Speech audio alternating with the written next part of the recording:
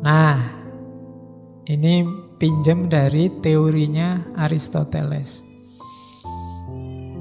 Gambarannya orang yang bahagianya sempurna, sa'adah al-kamil, itu ada 5. Yang pertama, sehat fisiknya. Itu pasti ya, nomor 1 kesehatan. Makanya ngajinya gak dipaksa, gak diforsir. Ya wis capek, ya wis. Kalian juga gitu. Kalau kalian enak, kalian iso ngeleset-ngeleset. Kalau saya apa boleh di sini sambil berbaring? Ngantuk sejak pagi.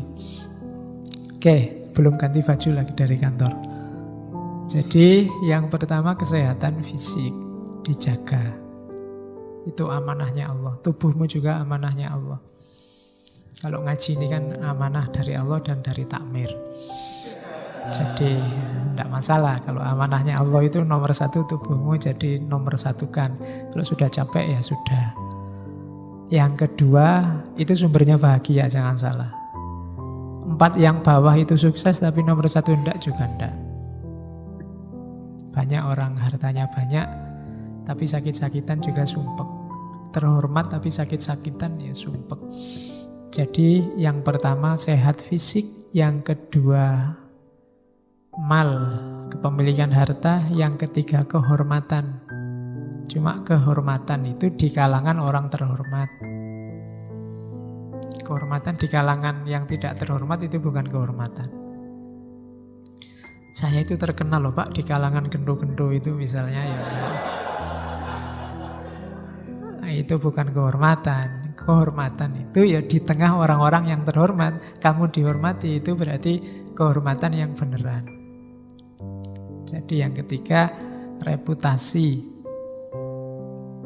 Yang keempat sukses dalam berbagai bidang kehidupan ya. Hidup itu kan dimensinya banyak. Kuliah itu kan bidang kehidupanmu ya, sukses itu bahagia. Kalau kuliah nggak sukses-sukses mesti ya sumpek. Saya sudah berbuat baik banyak Pak, tapi kok nggak bahagia. Kenapa? Kuliah saya loh Pak nggak lulus-lulus. Skripsi saya nggak jadi-jadi. Itu halangan juga. Kemudian yang kelima, pikirannya lurus, keyakinannya sehat. Bermasalah dalam keyakinan juga problem. Itu sa'adah al-kamil. Terus sebab-sebab perbedaan akhlak.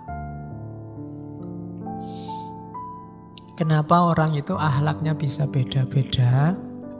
Katanya Ibnu Miskaweh ada 4. Yang pertama alamiah. Wataknya orang memang ada yang gawan bayinya memang begitu. Itu ada. Cuma kalau di Ibnu Miskaweh watak itu bukan sesuatu yang harga mati. Masih bisa diubah dengan cara pembiasaan tadi.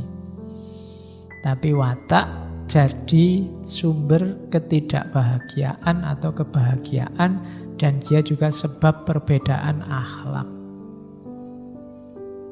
Jadi yang pertama watak. Ya kalian di antara yang harus kalian baca, kalau filsafat itu kan mengenali diri. Pertama-tama pahami watakmu. Watak itu ya orientasinya jiwa, kecenderungannya jiwa. Suka ndak sama A, sama B, sama C, yang disukai apa, yang tidak disukai apa, itu watak. Kok ketemunya jelek-jelek, ya cepet-cepet diperbaharui wataknya. Pak, saya itu kok suka males-malesan ya Pak. Jangan-jangan watak saya itu ya. Nah, kalau ketemunya jelek, ya diusahakan dilawan, diganti kontennya biar tidak males-malesan lagi. Saya itu kok cenderung santai apa-apa itu Pak, semuanya jadi keteteran. Ya berarti perbaiki, jangan nyerah. Oh mungkin watak saya sudah itu Pak, ya enggak. Sekarang watakmu sekarang ya. Bisa diusahakan, besok tidak watakmu lagi. Jadi sebab perbedaan yang pertama watak. Yang kedua ada tradisi, kebiasaan. Setiap daerah, setiap tempat itu punya kebiasaan yang beda-beda. Kebiasaan di Jogja mungkin beda dengan kebiasaan di daerah asal kalian. Itu juga perilaku akhlaknya kadang beda. Yang ketiga, ilmunya. Ilmu juga menentukan perbedaan akhlak. Yang keempat, kesungguhan. Kesungguhan itu mau atau tidak kita serius. Ada yang ilmunya sudah dalam, sudah ngaji filsafat sejak sesi pertama sampai hari ini, malam hari ini. Cuma ya wis ngaji ya lewat ngaji aja, ndak ada manfaat praksisnya. Nah, itu tingkat kesungguhan. Padahal ada yang baru datang 2 malam Rebu ini sudah keluar wis koyo filosof gayane. Dan ada yang kayak gitu. Nah, itu ya mungkin begitu ngaji 2 minggu ini belum wajar serius terus wis ilmunya jeru langsung tiba-tiba dalam. Nah, itu tingkat kesungguhan menentukan. Jadi watak kita ini modal-modal kita, kebiasaan kita, ilmu kita, kesungguhan, 4-4-nya bisa diubah. Bukan sesuatu yang harga mati kayak NKRI. Jadi dia sesuatu yang bisa, kalau memang kontennya jelek, sungguh-sungguh kok isinya jelek ya jangan. Atau pengetahuan kita tentang yang jelek-jelek bisa diubah, ditambah. Atau pengetahuan kita sedikit ya ditambahi. Kebiasaan. Kalau adat kita jelek ya diowah, watak jelek ya diowahi. Jadi 4 hal itu modal kita untuk menjalankan perilaku akhlak, sekaligus dari situlah setiap orang level akhlaknya beda-beda. Karena beda dalam menggeluti 4 hal itu. Terus tadi kan halun lin nafsi. Sekarang ayo belajar membaca nafas kita, jiwa kita. Perhatikan dalam diri kita ada 3 aspek. Jasad, hayat, dan ruh. Jasad itu yang fisik, hayat itu yang mental, yang biasanya malah kita sebut rohani. Roh ini yang sumbernya dari Allah. Kalau jasad unsurnya materi. Kalau hayat unsurnya rohani. Tapi jadi dimensi mentalnya jasad. Kalau roh ini unsur rohani yang sumbernya dari Tuhan. Yang kalau kepakai kalimatnya Allah, wa nafakha fihi min ruhi. Jadi kalau dibikin lapisan, yang paling luar ini jasad, di dalamnya sedikit ada unsur gerak, ambisi, nafsu, emosi. Itu namanya unsur hayat. Layar kedua, layar paling dalam namanya ruh. Ruh inilah yang sumbernya dari Allah. Yang jasad ini ijbari tadi, dari Allah juga. Yang ruh juga dari Allah. Yang dalam kekuasaan kita itu hayat, mental. Itu kita yang ngopeni. Jadi hayat kita ini menghadap ke jasad apa menghadap ke ruh? Orientasinya materi apa orientasinya ketuhanan? Itu nanti menentukan akhlak kita.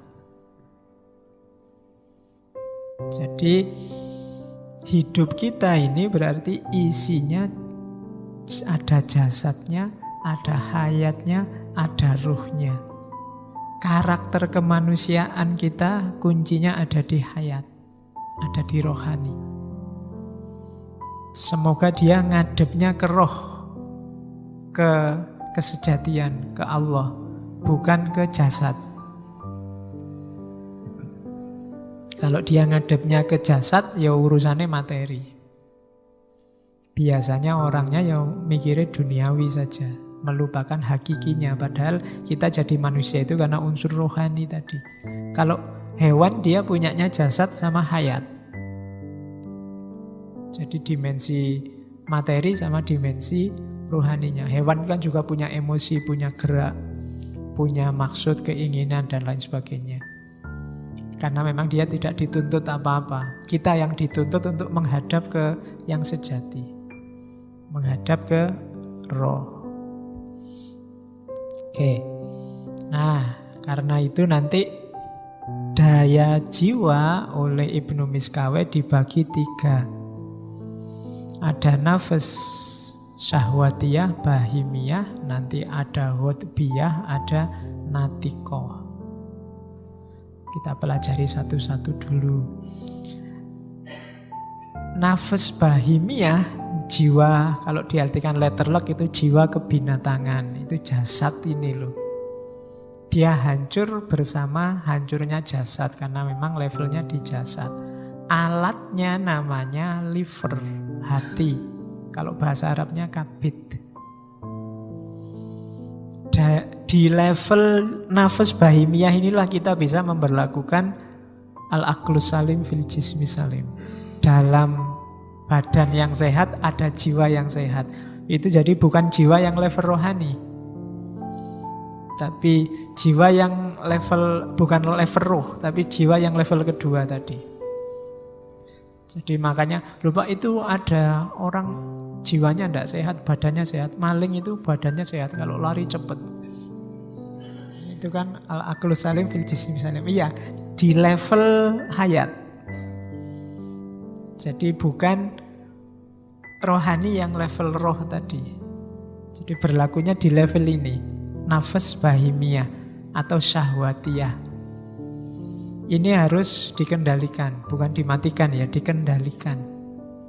Ya kenikmatan jasadiah, makan, minum, tumbuh, berkembang biak, dan lain sebagainya. Jenis-jenis itu, nafsu seksual itu jenis-jenis itu.